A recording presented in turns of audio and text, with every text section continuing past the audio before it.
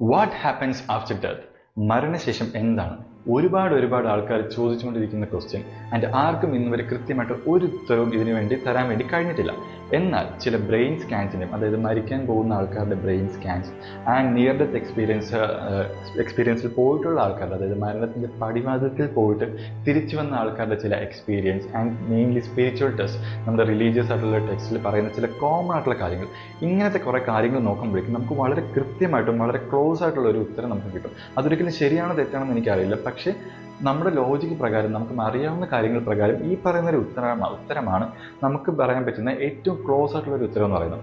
And ഈ ഒരു ചോദ്യത്തിലേക്ക് പോകുന്നതിന് മുന്നേ, അല്ലെങ്കിൽ ഈ ഒരു കാര്യത്തിലോട്ട് പോകുന്നതിന് മുന്നേ, നമ്മൾ ആദ്യം മനസ്സിലാക്കേണ്ട കാര്യം എന്താണെന്ന് വെച്ച് കഴിഞ്ഞാൽ, what exactly is death?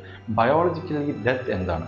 Death എന്ന് പറയുന്നത് വളരെ സിമ്പിളായിട്ടുള്ളൊരു അവസ്ഥയാണ്. നമ്മുടെ ശരീരത്തിലെ എല്ലാ ഓർഗൻസും പ്രവർത്തിക്കാൻ വേണ്ടിയിട്ട് ഏറ്റവും ആവശ്യമുള്ള കാര്യമാണ് ഓക്സിജൻ എന്ന് പറയുന്നത്. ആൻഡ് നമ്മുടെ ബ്ലഡാണ് ഈ പറയുന്ന ഓക്സിജനെ നമ്മുടെ ശരീരത്തിൻ്റെ എല്ലാ ഓർഗൻസിലേക്കും നെർസ് വഴി എത്തിക്കുന്നത്. ആൻഡ് നമ്മുടെ ഹൃദയം എന്ന് പറയുന്നത് ഒരു പമ്പാണ്. ഈ പറയുന്ന ഹൃദയം എന്ന് പറയുന്ന പമ്പ് ഈ ബ്ലഡിനെ പമ്പ് ചെയ്ത് ശരീരത്തിൻ്റെ എല്ലാ ഭാഗത്തിലേക്കും കൃത്യമായിട്ട് എത്തിക്കുന്നു. ആൻഡ് ശരീരത്തിൻ്റെ എല്ലാ ഓർഗൻസിനും വർക്ക് ചെയ്യാൻ ആവശ്യമായിട്ടുള്ള ബ്ലഡ് നമ്മുടെ ഹൃദയം തന്നെ എത്തിക്കുന്നു.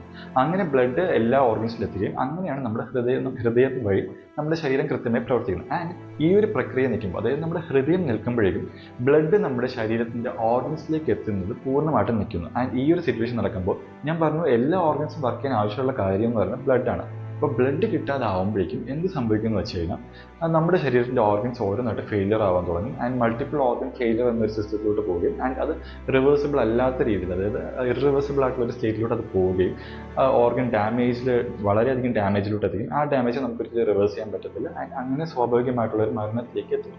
ഈ ഒരു പ്രക്രിയയാണ് മരണം എന്ന് പറയുന്നത്. ആൻഡ് എക്സാക്ട്ലി ഇതുകൊണ്ട് തന്നെയാണ് ഇപ്പോൾ ഒരു ആക്സിഡൻറ്റിൽ പെട്ട് ഒരാളിങ്ങനെ അയാളുടെ ഹൃദയമിടിപ്പ് നിൽക്കുന്ന ഒരു സിറ്റുവേഷൻ വന്നു കഴിഞ്ഞാൽ ആദ്യം പറയുന്നത് CPR കൊടുത്ത് ഹൃദയമിടിപ്പ് നോർമലായിട്ടുള്ളൊരു സ്റ്റേറ്റിലേക്ക് എത്തിയ ശേഷം മാത്രം നിങ്ങൾ ആശുപത്രിയിലേക്ക് കൊണ്ടുപോകുക. കാരണം എന്താണെന്ന് വെച്ച് കഴിഞ്ഞാൽ, മൾട്ടിപ്പിൾ ഓർഗൻ ഫെയിലിയർ, അതായത് ഓർഗൻസിന് ഒരു പരിധിവരെ മാത്രമേ പരിധിവരെ ഉണ്ടാകുന്ന ഡാമേജസിനെ മാത്രമേ മെഡിസിൻ വഴി നമുക്ക് തിരിച്ചുകൊണ്ടുവരാൻ പറ്റും. ആൻഡ് ആ ഒരു ലിമിറ്റിന് അപ്പുറത്തേക്ക് എല്ലാ ഓർഗൻസും ഡാമേജ് ആയി കഴിഞ്ഞാൽ it's impossible to get someone back from death. So അതുകൊണ്ട് തന്നെയാണ് വളരെ കൃത്യമായിട്ട് നിങ്ങൾ ഹൃദയമിടിപ്പ് നോർമൽ സ്റ്റേറ്റിലേക്ക് ആക്കുക. അപ്പോൾ ഹൃദയത്തിന് ശരീരത്തിൻ്റെ എല്ലാ ഓർഗൻസിലേക്കും ബ്ലഡ് എത്തിക്കാൻ കഴിയും. ആൻഡ് ഇതുവഴി അവരുടെ ഒരു ഹൃദയമിടിപ്പ് നോർമലാകും, ഓർഗൻസിലുള്ള പ്രവർത്തനം നോർമലാകും. ആൻഡ് ദെൻ നമുക്ക് ആശുപത്രിയിൽ എത്തിക്കാം. സോ അവിടെ വെച്ച് നമുക്ക് ബാക്കി മെഡിസിൻസും കാര്യങ്ങളും ട്രീറ്റ്മെൻറ്റും ഒക്കെ ചെയ്യാൻ പറ്റും.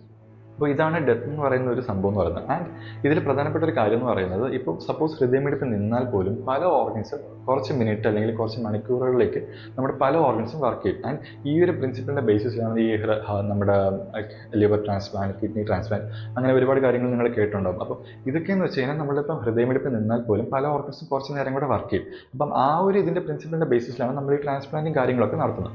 അപ്പം നിങ്ങൾക്കറിയാം, ഞാൻ പറഞ്ഞു നമ്മുടെ ശരീരത്തിന് ഇങ്ങനൊരു സംഭവമുണ്ട്. അപ്പോൾ ഇതുപോലെ തന്നെ നമ്മുടെ ശരീരത്തിലെ ഏറ്റവും പ്രധാനപ്പെട്ട ഒരു അവയവമാണ് നമ്മുടെ ബ്രെയിൻ എന്ന് പറയുന്നത്. ബ്രെയിൻ എന്ന് പറയുന്നത് ഒരു സൂപ്പർ കമ്പ്യൂട്ടറിനെക്കാളും വലിയ നമുക്ക് മനസ്സിലാക്കാൻ പറ്റാത്ത അത്ര കോംപ്ലക്സ് ആയിട്ടുള്ളൊരു സംഭവമാണ് ഈ ബ്രെയിൻ എന്ന് പറയുന്നത്. ആൻഡ് ഈ ബ്രെയിൻ്റെ പ്രധാനപ്പെട്ട ഫങ്ഷൻസിൽ ഒരെണ്ണമാണ് ഡിഫൻസ് മെക്കാനിസം എന്ന് പറയുന്നത്. ഇപ്പോൾ ഫോർ എക്സാമ്പിൾ, നിങ്ങളൊരു ആക്സിഡൻറ്റിൽ പെട്ടിട്ടുണ്ട്, നിങ്ങൾക്ക് കൃത്യമായിട്ട് അറിയായിരിക്കും. നമ്മളൊരു ആക്സിഡൻറ്റിൽ പെടുന്ന സമയത്ത് നമുക്ക് കുറച്ച് നേരത്തേക്ക് വേദന ഒന്നും അറിയാൻ പറ്റില്ല. കാരണം ആ സമയത്ത് ബ്രെയിൻ അഡ്രിനാലിൻ പോലുള്ള ഒരുപാട് ഹോർമോൺസിനെ റഷ് ചെയ്ത് നമ്മുടെ നെർവസ് സിസ്റ്റത്തിനെ കുറച്ചൊരു നമ്പായിട്ട് വയ്ക്കും. അപ്പോൾ അതെന്തിനാണ് ചെയ്യുന്നത് വെച്ച് കഴിഞ്ഞാൽ, ഈ ഒരു പെയിൻ നമുക്ക് പെട്ടെന്ന് അറിയാതിരിക്കാൻ വേണ്ടി ബ്രെയിൻ തന്നെ ഒരു പെയിൻ കില്ലർ പോലൊരു സംഭവം ഡെവലപ്പ് ചെയ്യണം. സോ ബ്രെയിനിന് അറിയാം ഒരു സംഭവം, അതായത് ഒരു വേദന എന്ന് പറയുന്ന ഒരു സിറ്റുവേഷനിൽ പോകുമ്പോഴേക്കും എന്താണ് അവിടെ ചെയ്യേണ്ടത്. അതുപോലെ തന്നെ നമ്മുടെ ശരീരത്തിൽ നമ്മൾ ചെയ്യുന്ന പല വോളണ്ടറി ആയിട്ടും ഇൻവോളണ്ടറി ആയിട്ടുള്ള ആക്ഷൻസ്, നമ്മുടെ ശരീരത്തിൽ പുറത്തും അകത്തും നടക്കുന്ന ഒരുപാട് മില്യൺസ് ഓഫ് കാര്യങ്ങൾ കൺട്രോൾ ചെയ്യുന്നത് നമ്മുടെ ബ്രെയിനാണ്.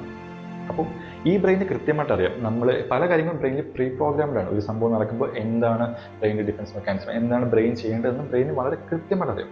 അപ്പോൾ ഇങ്ങനെയൊക്കെ ഇരിക്കുന്ന സിറ്റുവേഷനിൽ നമ്മളിപ്പോൾ ഒരാൾ മരിക്കുകയാണെന്ന് വിചാരിക്കാം. ഒരാൾ മരിച്ചു കഴിഞ്ഞാലും ഒരാളുടെ ഹൃദയമിടിപ്പ് നിന്നാൽ പോലും, ബയോളജിക്കൽ ഡെത്ത് സംഭവിച്ചാൽ പോലും 7 മുതൽ 14 മിനിറ്റ് വരെ ബ്രെയിൻ വളരെ കൃത്യമായിട്ട് തന്നെ വർക്ക് ചെയ്യും. ബ്രെയിൻ വളരെ ക്ലിയർ ആയിട്ട് വർക്ക് ചെയ്യും. ആൻഡ് ഈ സമയത്തുള്ള ബ്രെയിൻ പാറ്റേൺസും കാര്യങ്ങളൊക്കെ ഡോക്ടേഴ്സ് ഒരുപാട് സ്റ്റഡി ചെയ്തിട്ടുണ്ട്. അപ്പോൾ അവർക്ക് മനസ്സിലാക്കാൻ പറ്റിയ സംഭവം എന്ന് പറയുന്നത്, ഈ മരണം സംഭവിക്കുന്ന സമയത്ത് അവരുടെ ബ്രെയിനിൽ ഉണ്ടാകുന്ന ഒരു പാറ്റേൺസ്, അല്ലെങ്കിൽ ഒരു സ്കാനിലൊക്കെ അവർ കണ്ടെത്തിയ ഫൈൻഡിങ്സ് എന്ന് പറയുന്നത്, ഒരുപാട് സന്തോഷം ഉണ്ടാകുമ്പോൾ നമ്മുടെ ബ്രെയിനിൽ ഉണ്ടാകുന്ന ആ ഒരു സെയിം പാറ്റേൺ അല്ലെങ്കിൽ ആ ഒരു സെയിം ഫൈൻഡിങ്സ് ആണ് അവർക്ക് ഈ പറഞ്ഞ മാതിരി മരണസമയത്തും അവർക്ക് ബ്രെയിൻ ഒബ്സർവ് ചെയ്യാൻ പറ്റിയത്.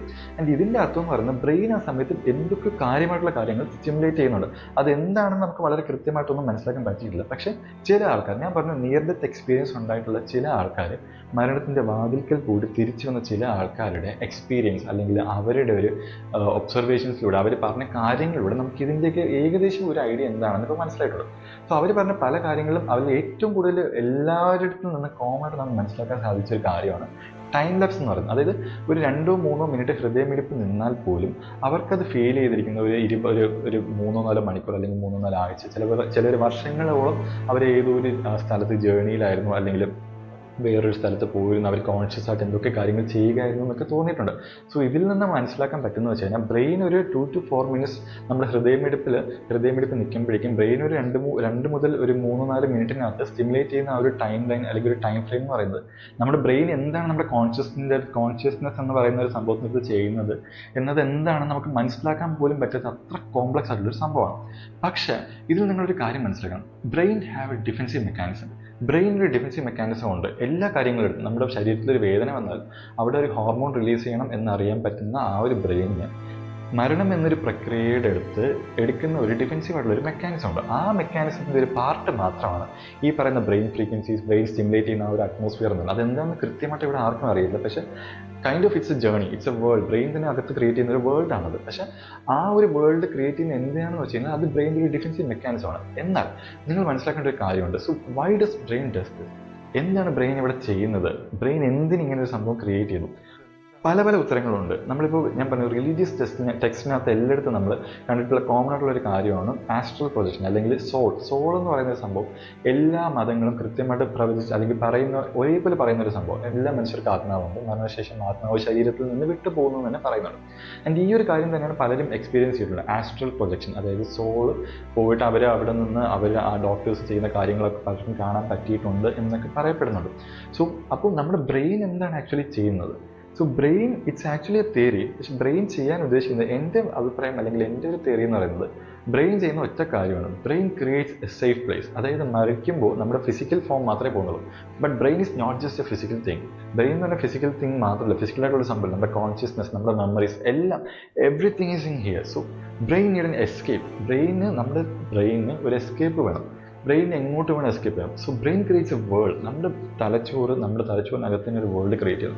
അത് നിങ്ങൾ സ്വപ്നം കാണുന്നവരാണെന്ന് നിങ്ങൾക്കറിയാം. നിങ്ങൾ സ്വപ്നം കാണുന്നതിനകത്ത് തന്നെ നമ്മുടെ ഇൻസെപ്ഷൻ മൂവിയിലുള്ള പോലെ നമ്മൾ സ്വപ്നം കണ്ടുകൊണ്ടിരിക്കുന്ന സ്വപ്നം വഴി തന്നെ നമ്മൾ വേറെ സ്വപ്നങ്ങൾ കാണാറുണ്ട്.